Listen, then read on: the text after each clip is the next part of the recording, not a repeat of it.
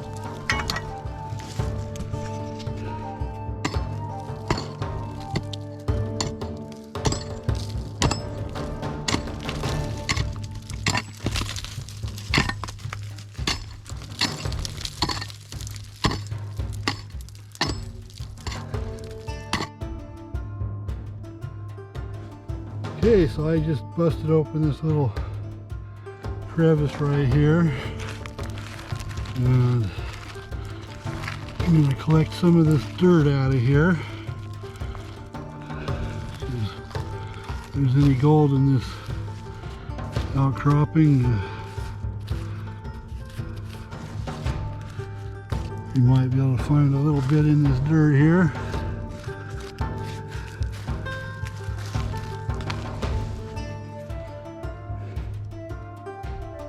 If you enjoy seeing videos like this, please hit the like button and subscribe so you don't miss any of the new videos coming up. Here's a nice little chunk of quartz here with some mineralization in it. That's a good sign that we might find some small powder gold.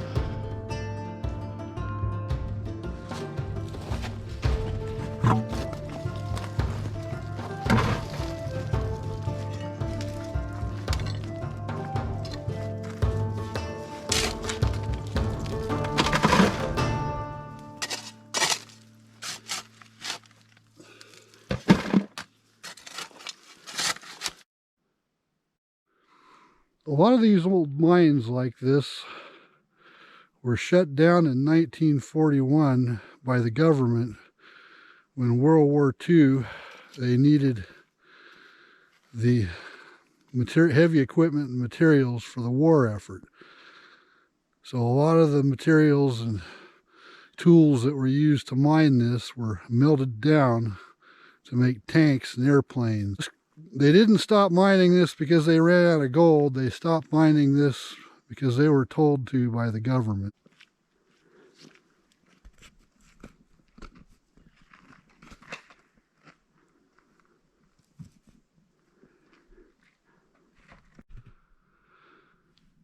Now that I've got a sample here from this outcropping, I'm going to head on down to the creek and pan it out.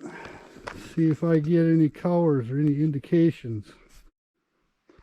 Yeah, I stopped here along the side of the road, and we're on the claim still. There's a trail here that I think goes up to a camp spot. I'm going to go check this out. And maybe there's a spot where I could pan out my sample. I checked the creek a little further up where I was at, and the water wasn't deep enough to pan there, so I'm going to head a little further down the hill after this and maybe end up going down to the Applegate River and panning it out there. Okay, so here's a little obstacle right here in the road. So you're not going to get your low clearance vehicle through here probably, but you might get in here with a Jeep. Here's a couple holes where somebody dug here, taking some samples. So this might be a good spot to come back to.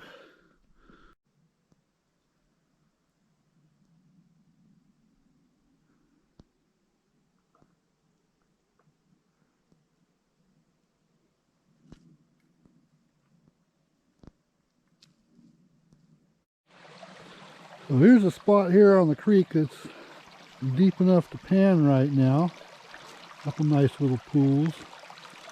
It's starting to get late and it's going to be dark here in about 20 minutes, so I think I'm going to come back tomorrow and get the sample panned out and maybe dig up some more down here around this creek and check this out.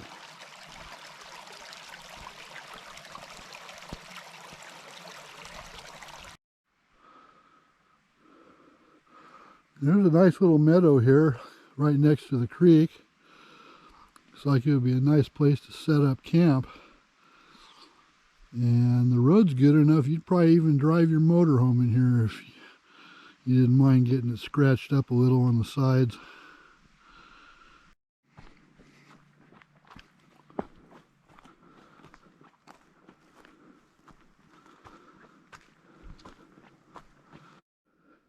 Now there's a nice little camping spot I found here on the claim. A little picnic table and uh-oh. Ranger Bob, busted. Nice to meet ya.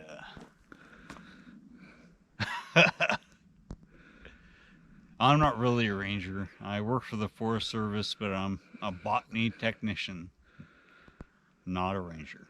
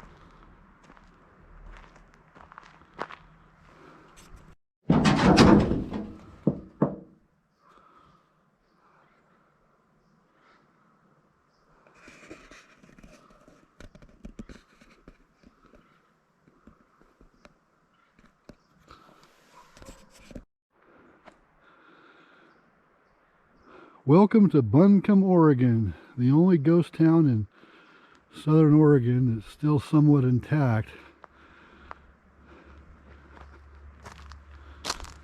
Although the buildings, I believe, have been moved. They used to be down that field down there below.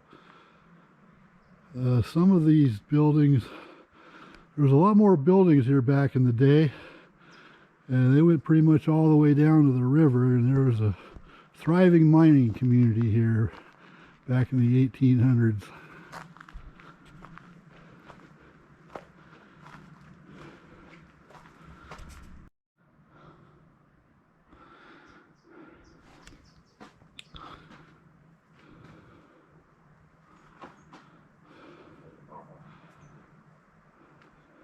This old town is right off a Little Applegate Road, so it's easy to find. If you're ever in this way, you should come down and check it out.